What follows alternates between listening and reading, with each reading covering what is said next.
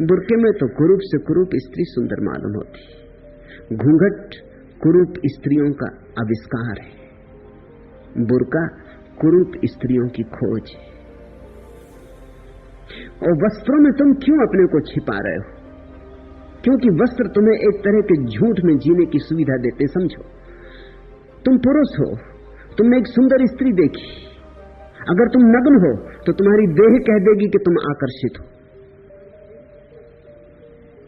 तुम्हारे अंग प्रत्यंग कह देंगे कि तुम आकर्षित हो गए हो।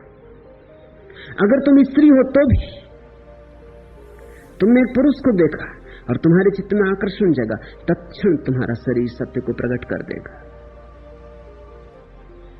इस सत्य को कैसे छिपाएं? एक ही रास्ता है, वस्त्र ओढ़ लो तो मन में कुछ भी चलता रहे, देह प्रकट न कर पाए। ख्याल करना, देह बड़ी ईमानदार है। देह को तुम झुटला नहीं सकते, देह झूठ नहीं बोलती। मन को तुम झुटला सकते हो क्योंकि मन भीतर है, दूसरे को पता न चलने दो तो न चलने दो, लेकिन देह तो बाहर है, उपलब्ध है। अगर कोई पुरुष किसी स्त्री में उत्सुक हो गया है, उसकी जन्नेंद्रिय सूचना दे देगी कि वो उत्सुक हो गया है। अगर स्त्री उत्सुक हो गई, उसके स्तन सूचना दे देंगे कि वो उत्सुक हो गई है। मगर ये तो बड़ी अड़चन हो जाएगी। इसको कैसे छिपाना? वस्त्रों ने तरकीब दे दी, आड़ दे दी। तुम उत्सुक भी होते रहते हो दूसरों में, और शरीर जिन सत्यों को प्रकट करता उनको तुम वस्त्रों की आड़ में छिपाते रहते हो। ऐसे एक बेईमानी का जाल चल रहा है। मैं इस जाल को तोड़ देना चाहता हूं। ये समूह चिकित्सा के प्रयोग इस जाल को तोड़ने के प्रयोग है। फिर मैं कोई अभी जाके बाजार में और सड़क पर तुमसे ये प्रयोग करने को कह भी नहीं रहा हूं, इसलिए किसी को क्यों चिंता होनी चाहिए। जो इस उपद्रव से छूटना चाहते स्वेच्छा से, उनके लिए समूह चिकित्सा का आयोजन किया जा रहा है। फिर जब स्त्री और पुरुष, बहुत सी स्त्रियां, बहुत से पुरुष नग्न होते हैं, एक दूसरे की आंखों में झांकते हैं, एक दूसरे के हाथ हाथ में लेते हैं, नाचते हैं, कुछ प्रयोग ऊर्जा को जगाने के करते हैं, वर्तुलाकार घूमते हैं। ये कोई संभोग नहीं हो रहा है, सिर्फ एक दूसरे की ऊर्जा को चुनौती दे रहे हैं। ऊर्जा जगनी शुरू होती।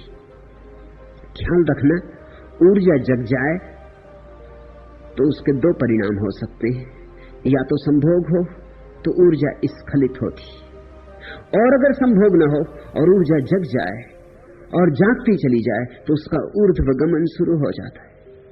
या तो अधोगमन होगा या ऊर्ध्वगमन होगा। नई दिल्ली पत्रिका में जो चित्र छपे हैं वो लीला नाम के समूह चिकित्सा के चित्र हैं। लीला, ऊर्जा की लीला का प्रयोग है।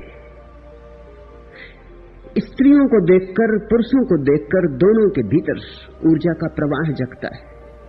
उस प्रवाह को इतनी चुनौती देनी है कि तुम्हारे भीतर जो सोए पड़े हुए हैं जन्मों जन्मों के स्रोत, वे सब सजग हो जाएं, और फिर उसे अधोगामी नहीं होने देना है, उसे ऊर्ध्वगमन की तरफ ले जाना है।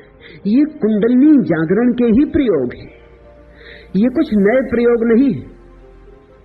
ये सदियों से तंत्र के मार्ग पर चलने वाले साधक करते रहे। सरहपा और तिलोपा और कणहप्पा सदियों से इन प्रयोगों को करते रहे। मैं पहली बार इन प्रयोगों को एक वैज्ञानिक आधार भूमि देने की चेष्टा कर रहा हूं। ये प्रयोग चुपचाप किए जाते रहे, शास्त्रों में इनका उल्लेख भी है, लेकिन सामान्य जन को इनकी कभी कोई खबर नहीं दी गई, क्योंकि सामान्य जन का कभी सम्मान नहीं किया गया। मैं सामान्य जन का सम्मान कर रहा हूं। मैं कहता हूं कि क्यों सामान्य जन का इतना अपमान हो।